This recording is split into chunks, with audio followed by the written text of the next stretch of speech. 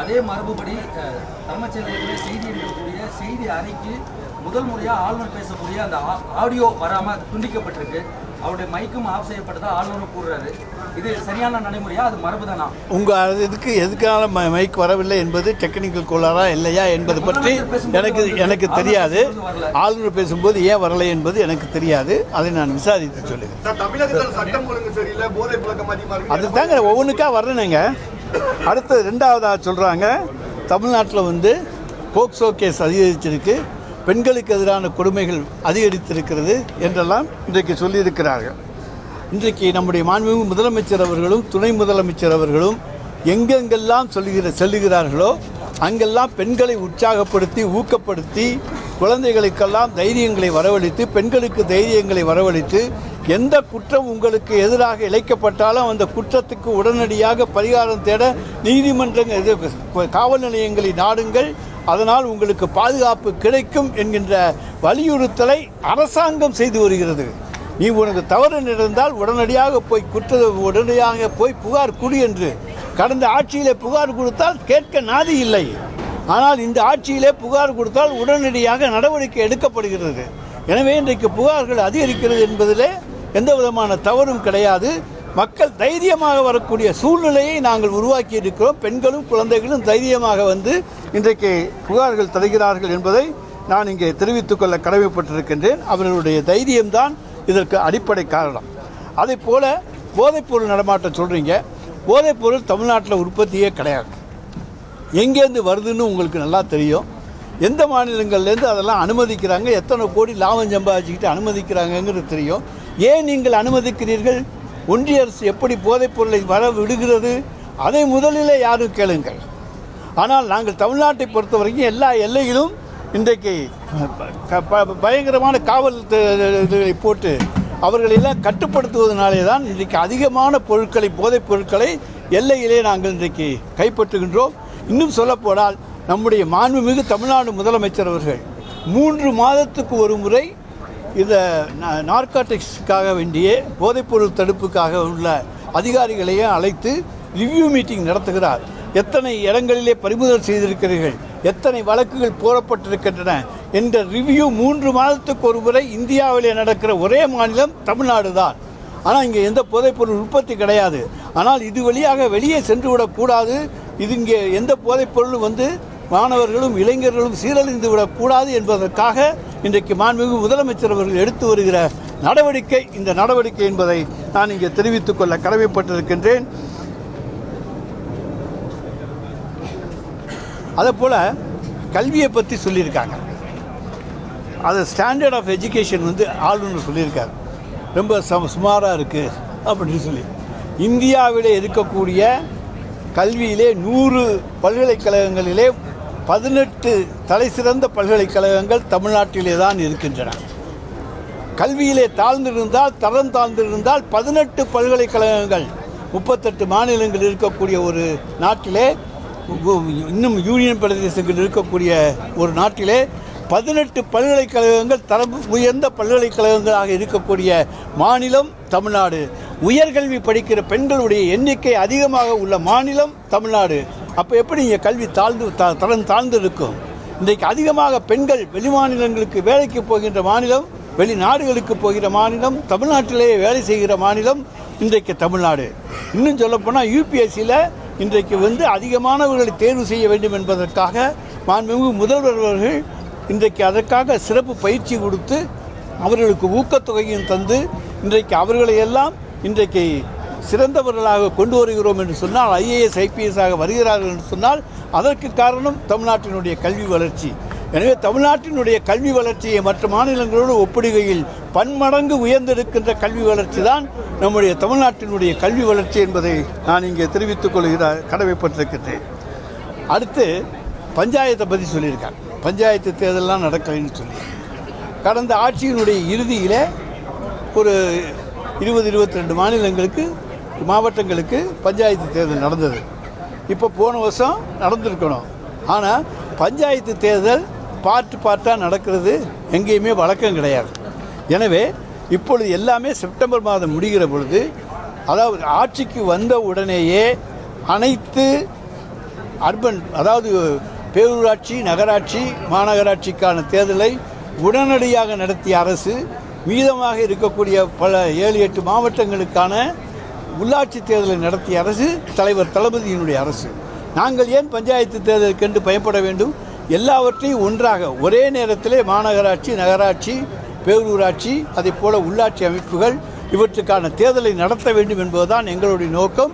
அதற்காகத்தான் தேர்தல் இன்றைக்கு வருகிற செப்டம்பர் மாதமும் அக்டோபர் மாதமும் அது அவர்களுடைய காலம் முடிகிற பொழுது அந்த தேர்தல் நடைபெறும் என்பதை நான் இங்கே தெரிவித்துக் கொள்ள கடமைப்பட்டிருக்கின்றேன். நான் வேறு யாராச்சும் எதுவும் கேட்குறோமா? இல்லை, எதிர்கட்சித் தலைவர் வந்து ஆளுநர் உரையை சுட்டிக்காட்டி கர்நாடகத்தில் சட்டம் ஒழுங்குல வந்து ரொம்ப பின்தங்கி இருக்காங்க, தொலைக்கோட்டை நகரமாக இருக்குது, மாநிலத்துக்கு வர வேண்டிய முதலீடு வந்து 4வது இடத்துல இருந்தது, ரேங்கிங் வந்து MSME 6வது இடத்துக்கு போயிருக்கோம் அப்படின்னு ஆளுநர் சொல்லுவாங்க. சார், MSMEயில் அன்னைக்கும் 3வது இடம் தான், இன்றைக்கும் 3வது இடம். அது எங்கள் உத்தரப்பிரதேசம், அடுத்த இன்னொரு மாநிலம், 3வது தமிழ்நாடு. அப்புறம் எங்கே நாங்கள் பின்தங்கி இருக்கிறோம்? அதனால் வந்து பின்தங்கிட்டாங்க தமிழ்நாடுன்னு சொல்கிறது தவறு. அவங்க ஆட்சியில் 2வது இடத்துல இருந்தாங்களா? அப்போ நாங்கள் 3க்கு வந்திருக்கோமா? அப்போ தான் அதை சொல்லணுமே தவிர, MSMEயை பொறுத்த வரைக்கும் நாங்கள் 3வது இடத்துல தான் இந்தியாவில் இருக்கிறோம்.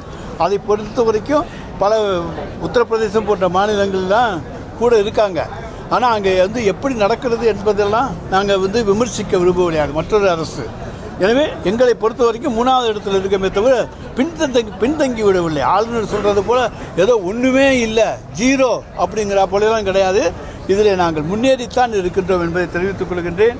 அடுத்து கோயிலை பற்றி பேசியிருக்காங்க. கோயிலுக்கு அறங்காவலர்லாம் நியமிக்கவில்லை, கோயிலெலாம் சும்மா கிடக்கு அப்படின்னு பேசியிருக்காரு. நம்ம தமிழ்நாட்டை பொறுத்த வரைக்கும் 31,163 ஆலயங்கள் இந்து சமய அறநிலைத்துறையின் கீழ் வருகின்றன.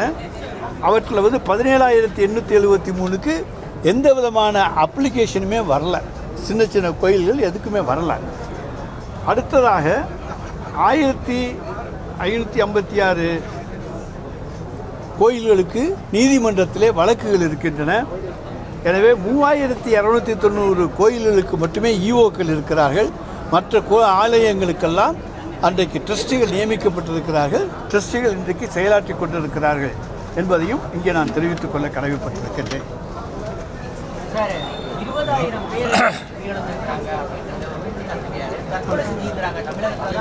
சார், தற்கொலைக்கு என்ன பல்வேறு காரணங்கள் இருக்கின்றன.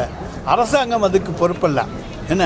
ஆனால் அவங்களுக்கு தேவையான உதவிகளை கேட்டிருந்தால் நிச்சயமாக அரசு செய்திருக்கும். தற்கொலைக்கு அரசு காரணமாக இருக்கவே முடியாது. பல்வேறு காரணங்களுக்காக தற்கொலை நடந்தால் 20,000 என்கின்ற எண்ணிக்கையை நாங்கள் நிச்சயமாக ஏற்றுக்கொள்ள முடியாது. அந்த எண்ணிக்கையை சரிபார்த்து சொல்லுவோம். சார், ஸ்ரீரங்கம் கோவிலுக்கே அறங்காவலர் இன்னும் நியமிக்கப்படலை.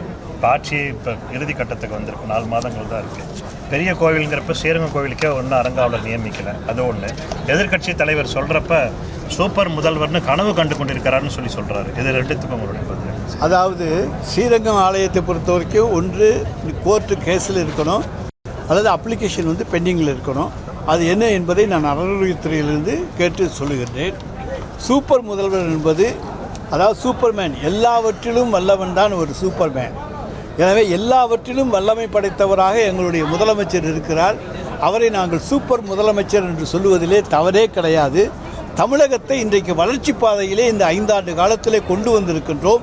தமிழகம் இந்த 5 ஆண்டு காலத்திலே முன்னேறி இருக்கிறது. எந்த தொழிலை இன்றைக்கு விவசாயமாக இன்றைக்கு வந்து நெல் கொள்முதலிலே பல லட்சம் டன் முதலிடத்துக்கு வந்திருக்கின்றோம். அதைப்போல தொழில் உற்பத்தியிலே பல மடங்கு உற்பத்தியை அதிகரித்திருக்கின்றோம். வெளிநாட்டு முதலீடுகளை ஈட்டிருக்கின்றோம். 11.69% பொருளாதார வளர்ச்சியை எட்டியிருக்கின்றோம். இன்றைக்கு எங்களால் பல்வேறு திட்டங்கள், மகளிர் உரிமை தொகையை இன்றைக்கு முழுமையாக நிறைவேற்றி கொண்டிருக்கிற ஒரே மாநிலம் இந்தியாவிலேயே தமிழ்நாடு தான். டெல்லியில் தேர்தலுக்கு அறிவிச்சிட்டு குறைச்சிக்கிட்டே வந்துட்டாங்க. மற்ற மாநிலங்கள்லாம் தயங்குறாங்க. ஆனால் முழுமையாக கொடுத்து கொண்டு உயர்த்தி கொடுத்துருக்கிற மாநிலம் 1,15,00,000 1,30,00,000 உயர்த்தி கொடுத்துருக்கிற மாநிலம் தமிழ்நாடு தான். அதேபோல் மகளிருக்காக விடியல் பேருந்தை, கட்டணமில்லாத விடியல் பேருந்தை தந்திருப்பது தமிழ்நாடு தான். பெண்கள் உயர்கல்வி படிப்பதற்காக புதுமை பெண், ஆண்களுக்காக தமிழ் புதல்வன் திட்டம், காலை உணவு திட்டம், இன்றைக்கு அகில உலகமே பாராட்டுகின்ற காலை உணவு திட்டம், இது போன்ற மக்கள் வளர்ச்சி திட்டங்களை எல்லாம் யோசித்து தந்திருக்கின்றார். அதோடு இல்லாமல் வயதானவர்களுக்கு வீடு தேடி அவர்கள் வீட்டிலே கொண்டு போய் ரேஷன் பொருட்களை தருகிற தாயுமானவர் திட்டம், இப்படி எல்லா திட்டங்களையும் தந்திருக்கின்ற ஒரு முதலமைச்சரை சூப்பர் முதலமைச்சர் என்று அழைக்காமல் வேறு எப்படி அழைப்பது? தேசிய கீதம் மீண்டும் அவமதிக்கப்பட்டிருக்கிறது ஆளுநர். சார், தேசிய கீதத்துக்கு ஆரம்பத்திலே சொல்லிட்டேன். முதலில் தமிழ்த்தாய் வாழ்த்து, இறுதியில் தேசிய கீதம். அதுதான் தமிழ்நாட்டின் பழக்கம். நம்முடைய நிகழ்ச்சியில் சட்டமன்ற நிகழ்ச்சியினுடைய வழக்கம். அந்த மரபுப்படி தான் நாங்கள் நடந்திருக்கிறோம். மரபை மீறவில்லை. மரபை மீறினால்தான் தவறு. நாங்கள் மரபுப்படி நடந்திருக்கின்றோம். தேசிய கீதம் கடைசியில் இசைக்கப்படும். முதலிலே தமிழ்த்தாய் வாழ்த்து இசைக்கும். முதல் கூட்டத்தொடரில் ஆளுநர் உரை, ஆண்டின் முதல் கூட்டத்தொடரில் ஆளுநர் உரை அப்படிங்கிற நடைமுறையை கைவிடுறதுக்கு ஏதாவது நடவடிக்கை எடுக்கப்படுமா முதலமைச்சர் இன்னைக்கு? அதாவது அது அரசியல் சாசன சட்ட திருத்தம் கொண்டு வந்து ஆண்டின் முதல் அறிக்கையில் முதல் கூட்டத்தொடர் ஆளுநர் அறிக்கையோடு துவக்க வேண்டும் என்பது. இது போன்ற நிலைமைகள் தொடர்ந்தால் நிச்சயமாக எல்லா மாநிலங்களும் ஒத்த கருத்துடைய எல்லா மாநிலங்களும் இணைந்து அந்த மாதிரியான ஒரு தீர்மானத்தை அமெண்ட்மெண்ட்டை கொண்டு வருவோம். ஆளுநரோட தேநீர் விருந்து திமுக பங்கேற்கிறதா? அதை பற்றி முதலமைச்சர் முடிவு செய்வார். Okay, thank you.